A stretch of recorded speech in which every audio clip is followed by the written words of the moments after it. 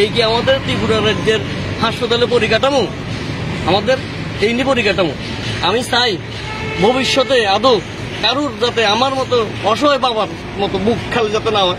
10 বছর আমি কষ্ট করে আমার মেয়ের পালছি, 10টা বছর আমার মেয়ের আমি কষ্ট করে বুক ফাইটটা যেতেছে আমার। আমি মেয়ের উচ্চশিক্ষিত করবো, ইংলিশ মিডিয়াম স্কুলে ভর্তি করছি। আমি কাজ করে করে দিনে রাজমিস্ত্রি কাজ করে করে 10টা বছর আমার মেয়ের আমি পালছি। 10 বছর আমি আমার মেয়ের আমি ইংলিশ মিডিয়াম আমি নিজে পড়তে পারছি না। এইভাবে যদি হয় আমাদের পরিকাঠামো, তার স্বাস্থ্যতন্ত্র যদি এইভাবে পরিকাঠামো, তা আমরা কিভাবে বাঁচবো আমরা? আজকে আমি অসহায়, দ্বিতীয় দিন যাতে কারোর বুক খালি না হয় এই কামনা করে আমি সরকারের কাছে আবেদন করি। কি নাম আপনার? সন্দীপ মজুমদার, বাড়ি বাইকরা। আর আপনার মেয়ের নাম অশ্মি মজুমদার। মেয়ে ফট করে ঘরের ভিতরে মোবাইল নিতে গেছে, মোবাইল দেখে বাদ খাবো। আমি মোবাইল নিতে যাইয়া ফট করে কি কামড় দিছে আমরা দেখছি না, মেয়েও দেখছে না। 2টা রক্ত উঠছে 2টা জায়গা দিয়া যেখানে কামড় দিছে। আমি 10 মিনিটে হাসপাতালে উপস্থিত করছি না। বাইকরা হাসপাতাল, শান্তিবাজার সাব ডিভিশন। এরপরে নেবার পরে এখানে রণজিৎ ভৌমিক ডাক্তারের নাম, রণজিৎ ভৌমিক ইমার্জেন্সিতে ডাকা হয়েছে। তাই আইয়া আমি মোবাইল দিয়ে টস মেরে দিছি, একবারও তানে ইয়ের দিকে চাইছে না।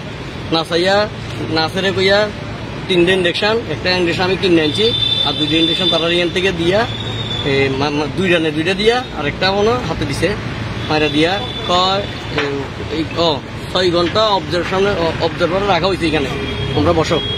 আচ্ছা আমরা বইয়া দিচ্ছি নাগেতে অক্সিজেন একটা লাগা দিয়ে ওইখানে ধরে বইও, সিটও উঠেছে না, ভর্তিও করছে না বইয়া। এরপরে কিটা করছে তাই গেছে গা, তাই আবার কোয়ার্টারে গেছে গা। ফট করে উল্টা পাল্টা করতেছে, আবার ডাকছে, আবার আইছে আইয়া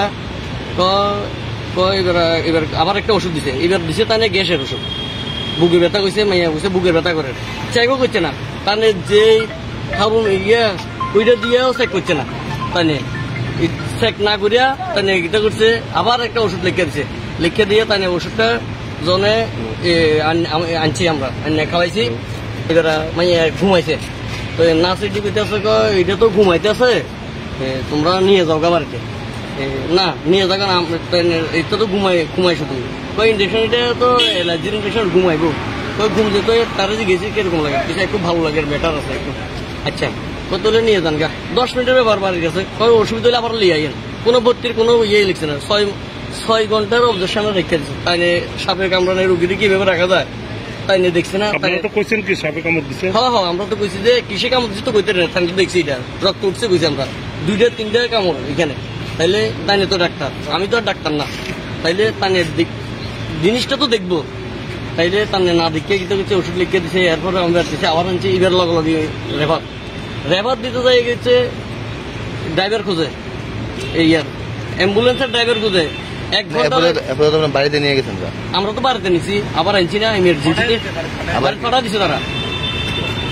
আমরা যখন কইছি যে তার একটু বেটা লাগে, কোথায় যান গা, তার তো ঘুমাইতে আছে, এরা এইটি তো ঘুমাইয়ে নিয়ে যান। নিয়ে গেছি ওমা, এবার আবার আনছি লগে লগে ট্রান্সফার ওই শান্তিজন গা। আমরা লিখতে দিই, লিখতে মনে হয় 1 ঘন্টা লাগাইছে, এখানে সময় নষ্ট করছে। যেটা অ্যাম্বুলেন্সের ড্রাইভারে টানে গেছে 2 কিলোমিটার ভিতরে বাড়ি, অ্যাম্বুলেন্সের ড্রাইভার কি হাসপাতালে থাকবো? এই কি আমাদের ত্রিপুরা রাজ্যের হাসপাতালে পরিকাঠামো? আমাদের এই নিয়ে পরিকাঠামো। তা একমাত্র ডক্টর রণবীর চক্রবর্তী না ভূমিক, তানের কারণে আজকে আমার মেয়েটা মারা গেছে।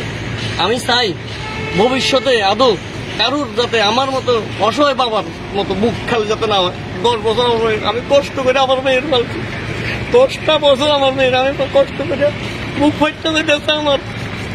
আমি মেয়ের উচ্চশিক্ষিত করবো, ইংলিশ মিডিয়াম স্কুলে ভর্তি করছি। আমি কাজ করে করে দিনে রাজমিস্ত্রি কাজ করে করে 10টা বছর আমার মেয়ের আমি পালছি। 10 বছর আমি আমার মেয়ের আমি ইংলিশ মিডিয়াম আমি নিজে পড়তে পারছি না।